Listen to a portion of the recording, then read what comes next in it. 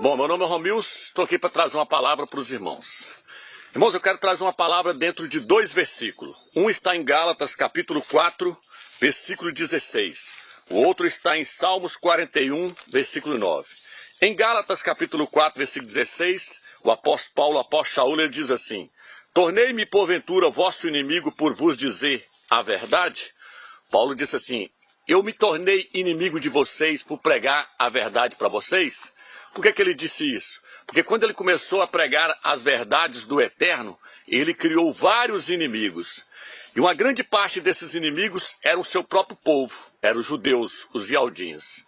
E eu creio que na internet aí, no meio da religião, eu creio que eu sou uma pessoa que tem mais inimigo do que qualquer pessoa. Por quê? Porque eu bati de frente contra o sistema. Eu preguei contra esse nome Jesus, mostrando que o nome do Salvador não é Jesus. O nome do Salvador é Yahshua. Eu trouxe a questão do nome do Eterno, mostrando que Senhor significa Baal e que o nome do Eterno é Yahweh. Então, por causa disso, eu criei vários inimigos dentro desse sistema. Eu bati de frente contra a doutrina da Trindade, mostrando que o Eterno ele não é constituído de três pessoas, ele é uma só pessoa. Por causa disso, eu criei vários inimigos aí dentro do sistema. Eu preguei contra a questão do dízimo, eu preguei contra a hierarquia dentro da igreja, eu preguei contra isso, preguei contra as divisões, mostrando que só pode haver uma igreja em cada cidade. Então, por causa de várias doutrinas que eu trouxe aí no YouTube aí, eu sou uma pessoa que eu creio que é a pessoa que tem mais inimigo dentro da questão da religião. E essas pessoas que são meus inimigos são meus irmãos. Igual o apóstolo Paulo, o apóstolo Shaul. A maior parte dos seus inimigos eram judeus, eram ialdins. E eles eram inimigos também do próprio Salvador. Eles se levantaram contra o próprio Salvador com as verdades que o Salvador trouxe. Então, dentro do sistema aí de religiões aí, eu creio, Romilson, eu creio que o Romilson é aquele que tem mais inimigo dentro dessa questão da religião. Por quê? Porque eu vos tornei inimigo porque eu preguei para vocês a verdade. Para muitos aí dentro do sistema aí, eu virei inimigo deles, porque eu preguei a verdade do Eterno. Para você que está me assistindo aí, você que pertence a alguma denominação, talvez eu me tornei seu inimigo por falar a verdade para você.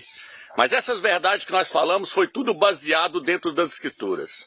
Mas a palavra que eu quero trazer para você que pertence a uma denominação é a seguinte: eu não sou o seu inimigo. Ainda que você me tenha como inimigo, eu não sou o seu inimigo.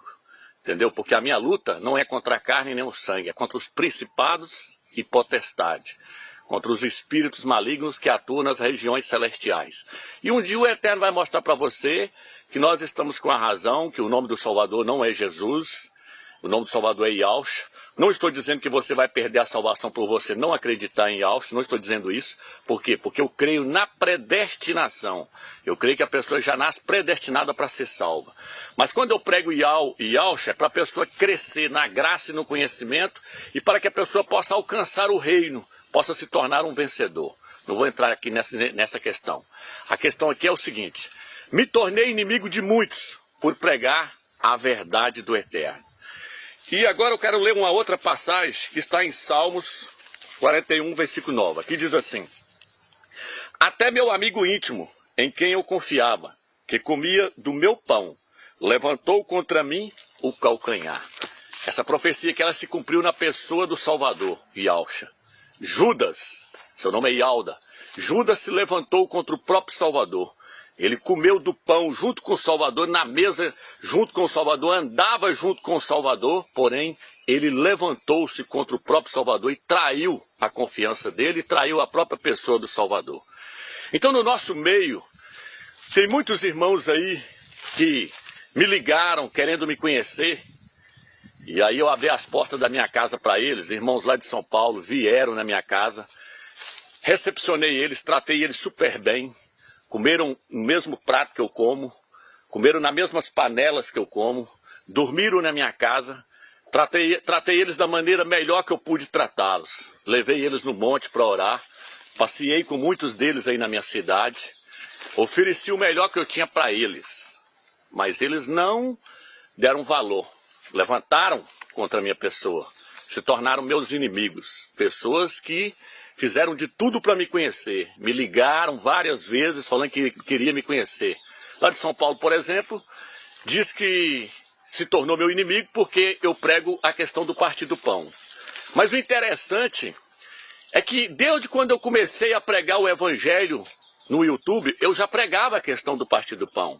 Então, no partir do pão, só para resumir esse estudo, vamos ler só mais essa passagem. No livro de 1 Coríntios, lá fala que quando a pessoa vai comer o pão, vai partir o pão, a Bíblia diz que ele deve discernir o corpo do Mashiach.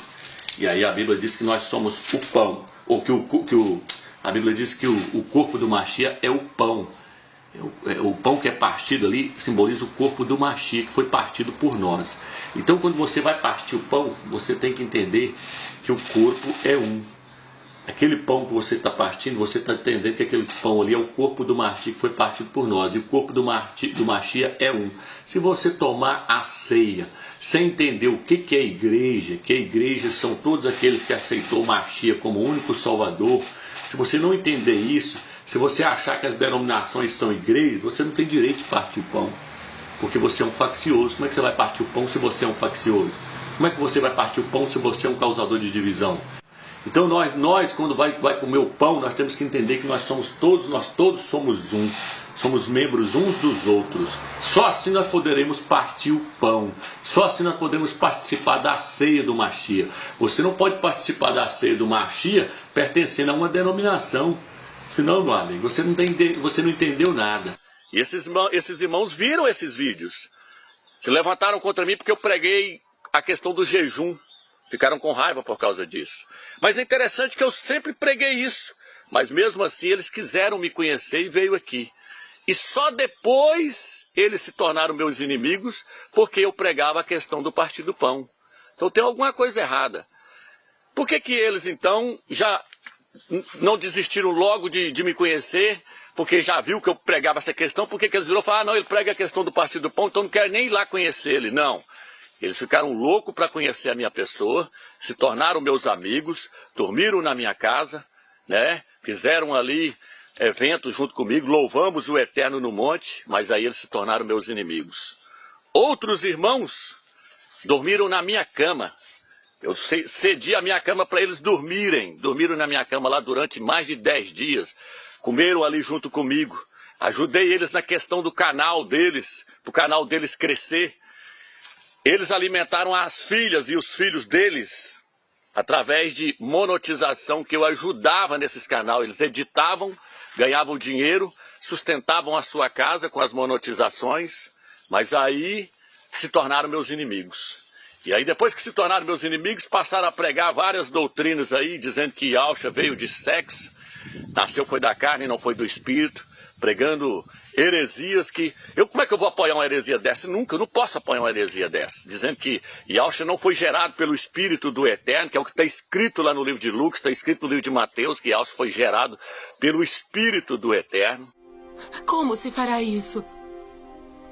Pois não conheço homem algum. Descerá sobre ti o Espírito Santo, e a virtude do Altíssimo te cobrirá com a sua sombra. No ventre de Maria, Maria era uma mulher virgem, pura. Não era uma mulher que já tinha perdido a virgindade, era uma mulher pura, mulher virgem. E Yahshua então nasceu de uma mulher virgem, gerado pelo Espírito Santo. Passaram a pregar essas heresias, passaram a pregar que o primeiro selo já foi aberto, que a tribulação já começou, sendo que nós nunca pregou isso. Eles mesmos já participaram de várias pregações, já editaram vídeos meus, eu pregando que a tribulação ainda não tinha começado, que para a tribulação começar tem que abrir o primeiro selo, o anticristo tem que fazer um acordo de paz com Israel, tem que assinar um acordo de paz. Enquanto o anticristo não meter a caneta lá e assinar um acordo de paz com Israel e os palestinos, a tribulação não vai começar. Essas pessoas editaram meus vídeos, mas nunca contestaram. Mas agora estão contestando tudo que nós estamos pregando. Pessoas que comeram nas minhas panelas, pessoas que comeram no meu prato, pessoas que comeram pão junto comigo, pessoas que dormiram na minha cama. Enquanto eu dormi no chão, cedi o lugar para eles, tratei eles super bem. Porém, virei inimigo dessas pessoas. Agora aqui fica a pergunta. O que eu fiz para essas pessoas para elas se tornarem meus inimigos? E será que essas pessoas nasceram realmente do Espírito do Eterno? Porque a Escritura nos diz que nós temos que amar os nossos inimigos e orar por aqueles que nos perseguem. Paulo diz que a nossa luta não é contra a carne nem o sangue, é contra os principados e potestades, contra os espíritos malignos que atuam nas regiões celestiais.